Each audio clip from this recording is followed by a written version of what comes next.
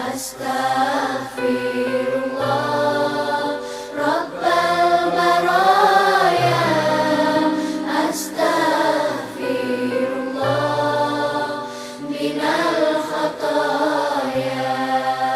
ربي زدني علما نافعا ووافقني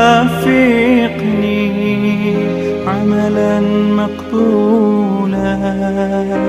وواسع لي رزقا طيبا، فتوب علي توبة نصوحا